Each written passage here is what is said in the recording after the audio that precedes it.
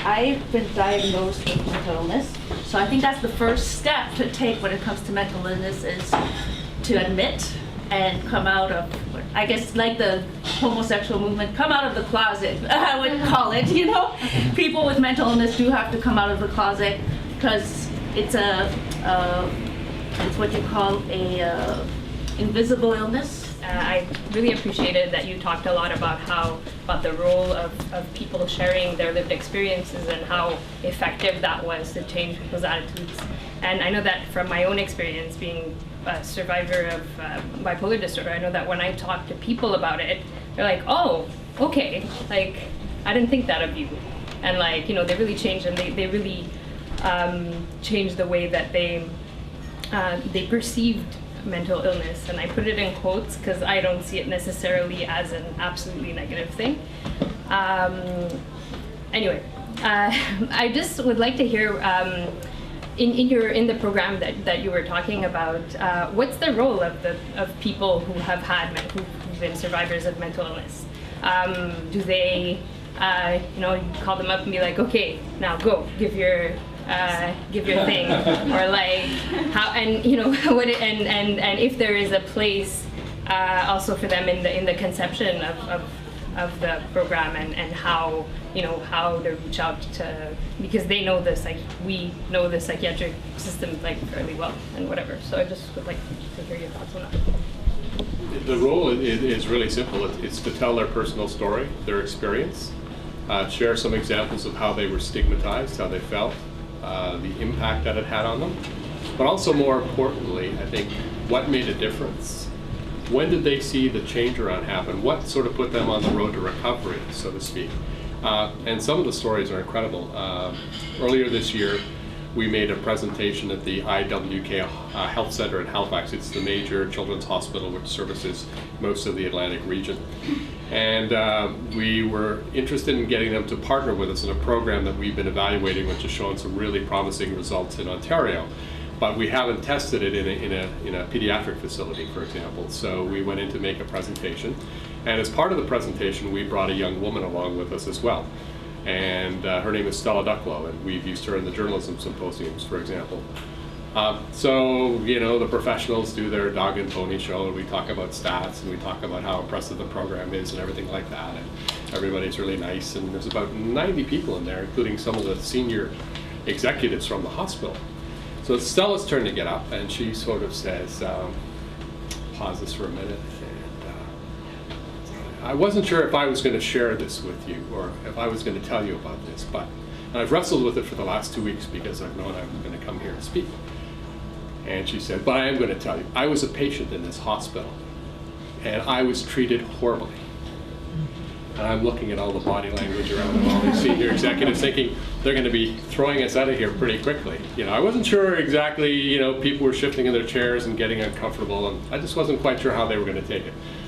But Stella's an amazing young woman, and she told a fabulous story. She gave some examples of some of the very awful things that happened to her. But at the same time, and I think the thing that won everybody over in the room, she told a very simple story about a young nurse who had only been, you know, practicing for a very short period of time, who stayed beyond her regular shift to just talk with her and tell her that she was actually important and that she should continue with her career as a photographer. And for Stella, that totally turned her life around, and she began her recovery, and she's very comfortable speaking about it. And she has, in fact, when we were there just last week doing a presentation for King's College journalism students, she has a big art display on at the Nova Scotia Gallery. So, you know, it goes to show you about recovery and the possibilities that are there. Interestingly enough, when we finished up our meeting with the IWK, so not only did they allow us to work with the emergency department, and they're setting up a program, but all 3,200 employees in the hospital are going to participate in the program because they realize that they have some serious problems. And I think it's thanks to Stella's story, to be quite honest with you. She won them over.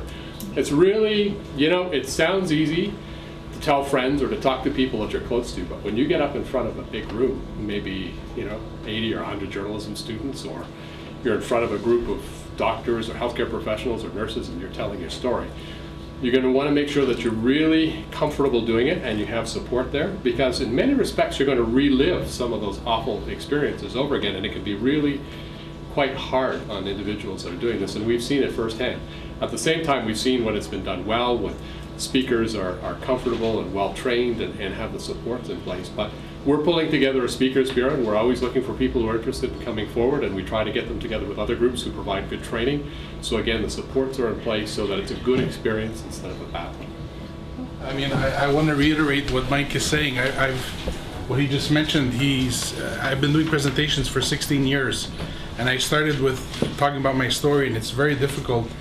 I mean, I started doing very small presentations, and over time build up the presentations bigger and bigger.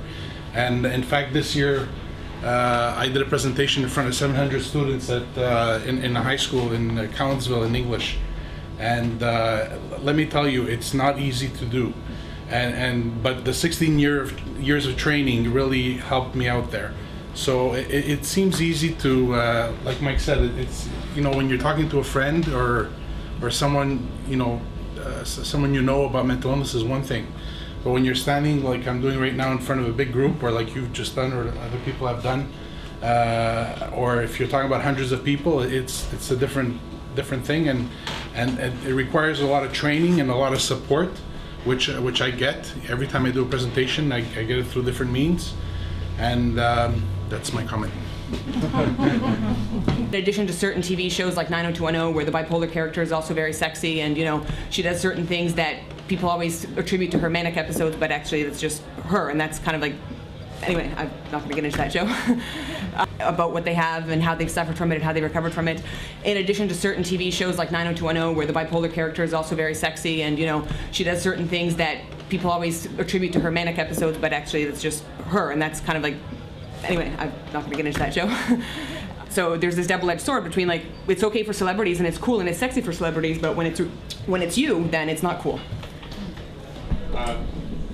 As I mentioned earlier, it's a really complex issue, and you're right, there is a double-edged sword when it comes to celebrities, but let's take a look at an issue that's been in the media recently. Sidney Crosby, and the whole focus around concussion and depression and the, no pun intended, impact it's had on hockey. Sometimes it's really important to have celebrities initially, but what we've found is that real people tell the story best, and people can relate to real people much more easily. The difficulty sometimes with celebrities, it's great to begin to focus attention on the issue, but very quickly I think you have to move to real people.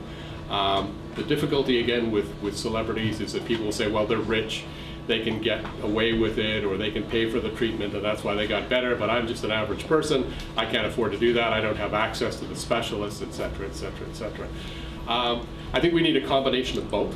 I think it helps break down the stereotypes, it helps break down the mythology around it. I mean, there are many hockey players that are coming forward following the suicides of the enforcers, for example, and talking about their difficulties and how they didn't see it coming, and how there should be much more help and support out there.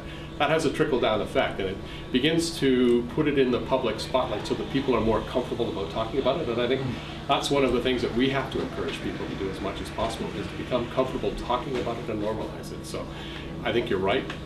You have to be careful about how it's portrayed. But that goes back to something that both Andre and Heather were saying, is that in the popular culture media, literature, movies, and things of that nature, I think we have to really take them to task when they put out those portrayals that are inaccurate.